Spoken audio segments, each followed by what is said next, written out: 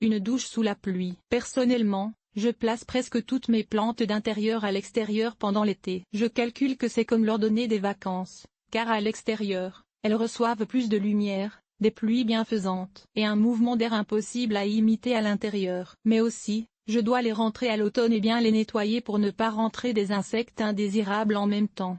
Et beaucoup de gens n'apprécient pas cette étape et préfèrent alors garder leurs plantes à l'intérieur toute l'année. C'est un choix personnel, tout simplement, et je respecte ça. Mais même si vous préférez garder vos plantes d'intérieur dans la maison l'été, il peut valoir la peine de les mettre à l'extérieur. Pendant une journée de pluie, la pluie nettoie le feuillage, enlevant poussière et autres contaminants qui peuvent bloquer les stomates et les empêcher de respirer convenablement. Aussi, elle aide à débarrasser la plante des araignées rouges, tétraniques, si communes sur les plantes d'intérieur conservées dans la maison. Enfin, elle lessive le terreau de la plante de ces contaminants. Après la pluie, par contre, il faut rentrer la plante avant que les nuages se dispersent, le soleil direct pouvant provoquer des dommages aux feuilles non acclimatées à son intensité. Sachez aussi qu'un si court séjour en plein air ne donnera pas l'occasion aux insectes nuisibles de la trouver, surtout qu'ils sont peu actifs par temps de pluie. La violette africaine, une exception? Plusieurs experts vous diront que la violette africaine Sainte Polia spp.